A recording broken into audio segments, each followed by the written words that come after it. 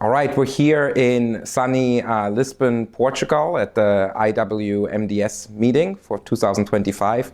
My name is Max Stahl. I'm from Yale University, and I'm here with two colleagues and friends.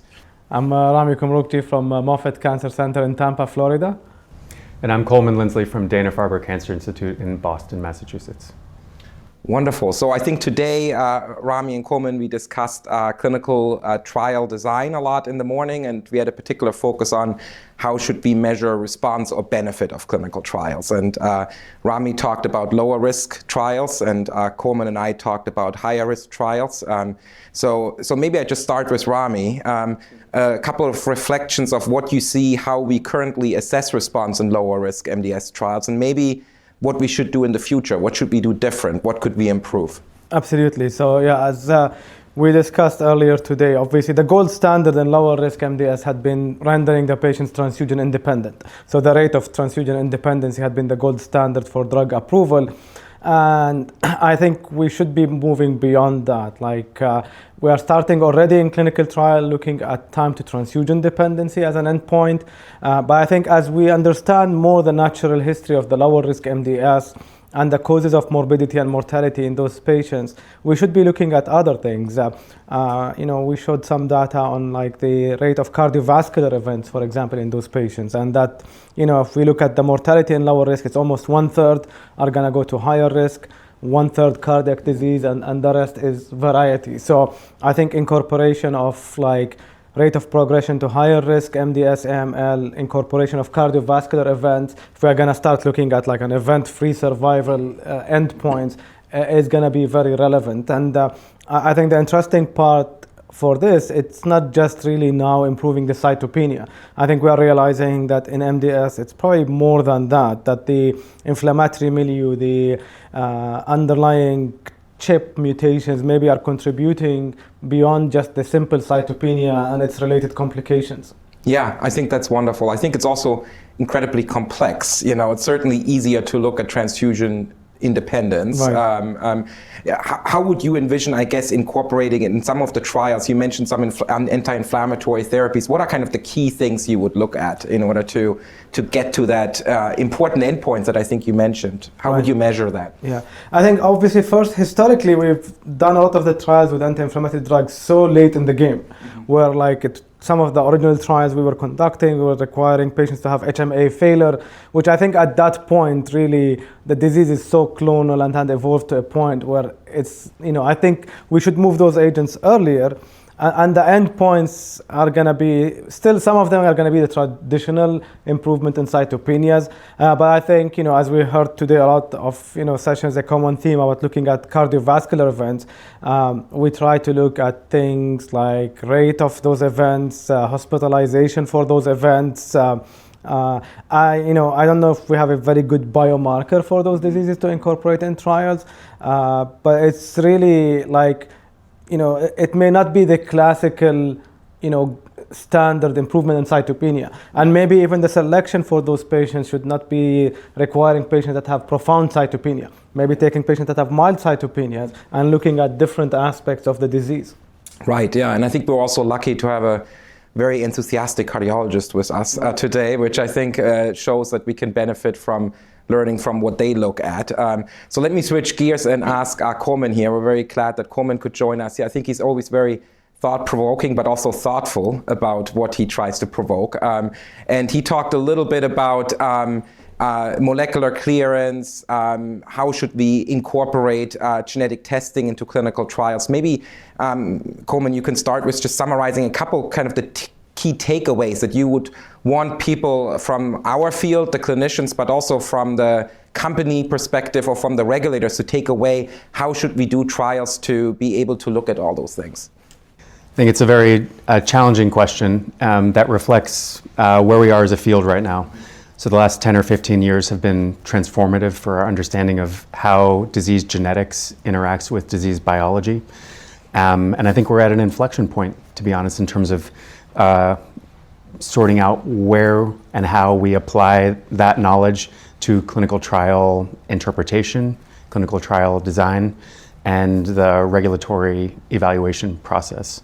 And so I think in terms of the takeaways from our discussion this morning, I think it's time to look back at a series of large phase 3 trials that have recently been completed in MDS and dig deep into their molecular characteristics, both at baseline, what the patient starts with, and then how those genetics change over time in order to better understand which patients are likely to respond, are responding, or likely to progress or are progressing. And so what we're proposing is a strategy that balances more qualitative assessment of the disease. And by that I mean key defining genetic changes that dictate the biology and how the phenotype or the clinical manifestations of the disease. That qualitative part with more quantitative parts, the abundance of a particular clone or subclone, and how tracking that over time may reflect the disease status. Some people talk about, and I think we all collectively think about MRD or measurable residual disease as something that we could track for this.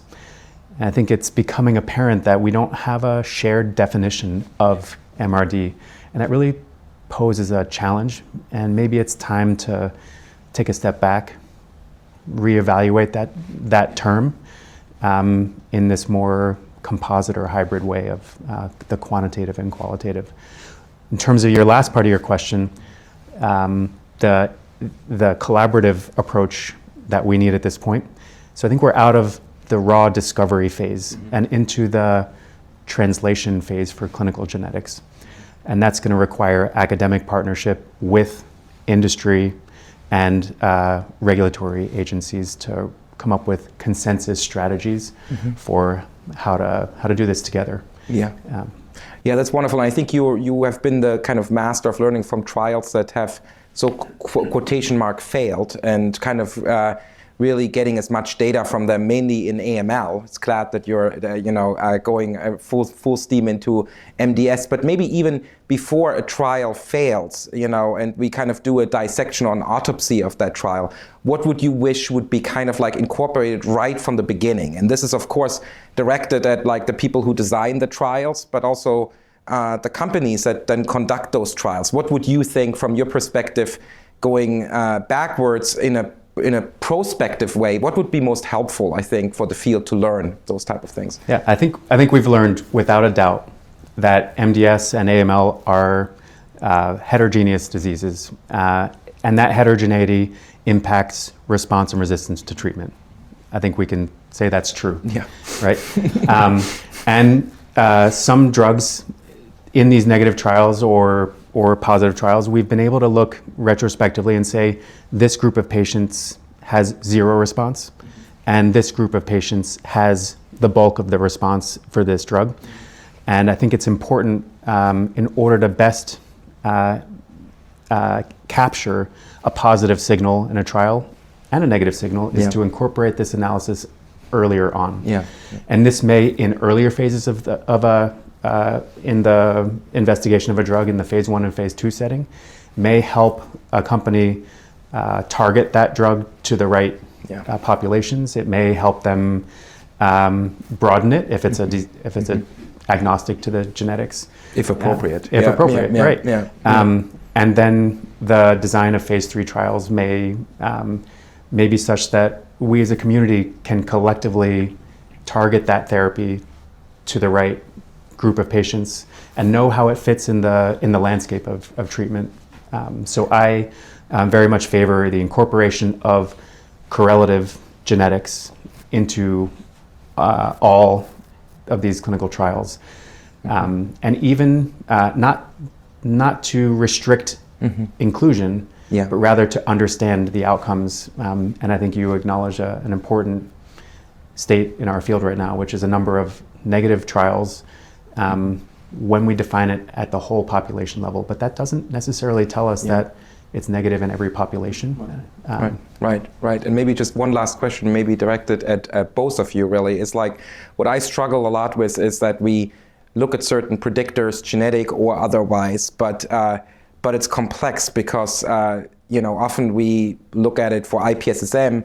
We looked at it in untreated patients, right? But then there's a treatment context, different types of therapy, intensive chemotherapy, less intensive chemotherapy, target therapy, immunotherapy, and transplant. How do you guys both, as kind of a translational scientist, but also as a clinical scientist and clinical trialist, to kind of untangle this complexity of context that you review certain responses or even molecular patterns? Maybe I start with Rami. I think it's very well taken point, and there is no doubt, all of those, even prognostic models, it's really in the context of therapy.